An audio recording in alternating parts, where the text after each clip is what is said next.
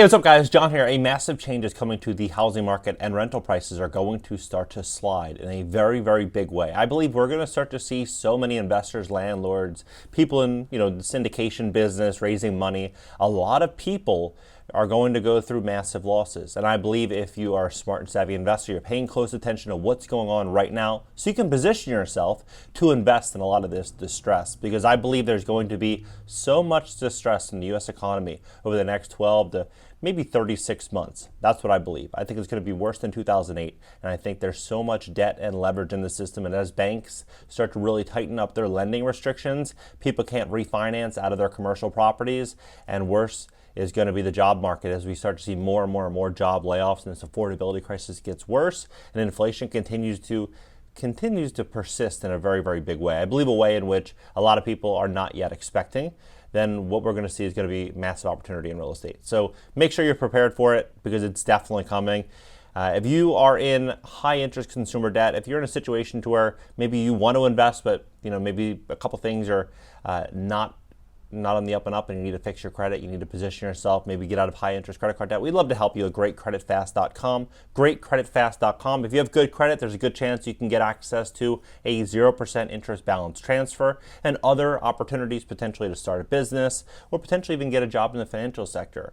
This will all be possible with great credit at greatcreditfast.com. You can give us a call, 561-430-5900. Take a look at this. So this just came out in the last, call it 48 hours. So office residential conversions. Now a lot of people are going to say, John, it's overhyped, it's overhyped. Hear me out, because this isn't the main story. This all leads us to a big direction. So 15 hours ago, myths about conversions into housing and what can really revitalize downtowns. What's next for America's empty offices 2 days ago? From office to residential with fewer workers returning to the cubicles, developers are exploring conversions to help 19 hours ago. 3 days ago, cities look to revive downtowns by converting offices to housing. 1 day ago, what will it take to convert NYC's empty office towers into housing? 2 weeks ago, this is the oldest article here, these two. The country's biggest office apartment conversion is underway. Politics plus logistics could block widespread office, right? But then, here, this is a month, but then this is a day, this is a week. This is what is going to be interesting to watch. Some of these are older, but this is what's going to be interesting to watch. This dialogue right here. If you look at some of these key words here, so they say 7.3 million rental homes is what is needed. 7.3 million rental units. And you can see the buzzwords right here. This is where it's all headed. This is an affordability situation in which people, it says the U.S. has a shortage of approximately 3.8 million homes. A figure that goes up to 7.3 million, who's examining the supply of homes based on affordability, spending 30% of their income. And this is all about what will it take to convert offices into housing. And so they talk about all of these benefits, all of the benefits. And what we're going to start to see here is something very fascinating around these new policies. So, for example, California and downtown LA, they say there's 2,300, or this is Los Angeles County, 2,300 commercial properties. 72,000 units, between 72 and 113,000 housing units in Los Angeles County could be essentially converted. Right? That's a substantial figure. Let's just call it a flat 100K, just for 100,000 units, just for easy math. So what's very fascinating, and I'm going to come back to that in a second, what's very fascinating here, it says the U.S. rents fall for the first time in 3 years. Rents seem to be falling everywhere. Apartment rents fall as a crush of new supply hits the market. Now, it's almost like if we could have had this information 6 months ago or a year ago or a while ago, then people could have positioned themselves for it. Or they could have just watched this channel because I said this 6 months ago. The rental market just flipped. It's talking about a lot of these trends. But what's pretty crazy here is commercial real estate loans. What's going to happen with these commercial properties? This isn't just LA. This isn't just New York or Baltimore or Philly or New York City or San Fran or Chicago or Atlanta. This is going to be everywhere. I've even seen articles talking about it in Barcelona, in Brussels, and all these different areas. If you look at what's going on, as the economy starts to contract, more and more people are going to downsize their square footage in their office. It makes sense. Now, these office buildings, they were underwritten, many of them, on a 5%, 4%, 6% vacancy rate, meaning if there's 100 units inside of the office building, 4, 5, 6 of those units at all times would be vacant. Right? Now it's 30 to 40% vacancy in a place like San Francisco. But for you to refinance these these loans, and there's about $2 trillion of these loans that need to be refied over the next couple of years. If you refinance these loans, you have to have 30 to 40% equity, meaning if the building's worth $100 million, you have to have $30 to $40 million in equity in the property. So if you were to sell it, you have to be able to sell it and pull out, minus cost of sale, 30 to 40 million bucks. But how does that work out if you have a situation in which vacancy rates are skyrocketing and your existing rents are sagging because there's so much supply on the market, and interest rates went from 3% to 7%, insurance and property taxes are going up? It's not going to be a good situation. And what are you going to see? You're going to see more people moving to converting these properties. But what they're also doing is putting forward all these new policies. So 12.4% was the average vacancy rate first quarter 2020. Now it's 16.9%. This is average nationwide, average. What is crazy though is LA County, 115,000 renter occupied units is what they're saying. So they were discussing 100,000 as the number, 72 to 113,000. You start to look at what will happen here.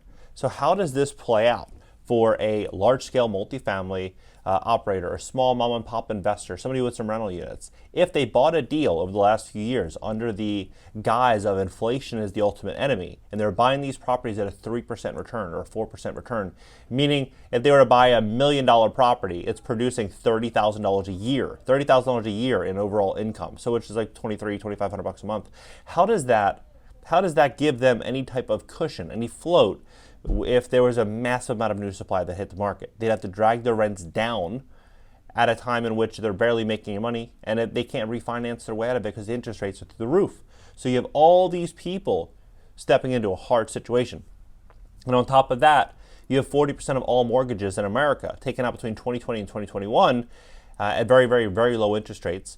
And a lot of people put very little money down on these properties. When I say a lot, I mean the average down payment on a first-time home buyer is 6%. The average on a second home was 13%. The cost of selling a property is 7-8% when you factor in realtor fees and all that stuff. So many of these people don't have any equity. What are they going to do? They're going to start renting out their properties. So when you start to look at the direction of what is happening, you're going to start to see office buildings will start to be converted. It's not going to be something that's going to happen tomorrow. It's going to be something that's going to happen gradually over the next few years. So we're going to start to see more and more and more offices converted into housing. You're going to see more homes being rented out. You're going to see more people that have primary residences where they have nowhere to go. What are they going to do? They're going to rent out their bedrooms, right? What is that going to do? It's going to add more supply. And then you start to see situations, for example, like California, they scrapped single-family zoning.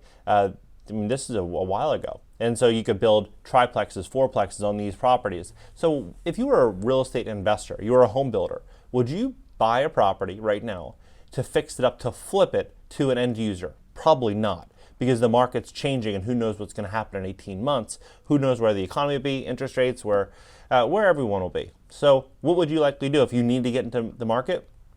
Probably build rentals, because they're easy to underwrite and you could weather a storm by renting them out. You can diversify your risk. Simply by having 4 units, 1 or 2 doesn't pay, you still have 1 or 2 paying you, and you're going to be in a position to where you're going to be able to hopefully see the light at the end of the tunnel.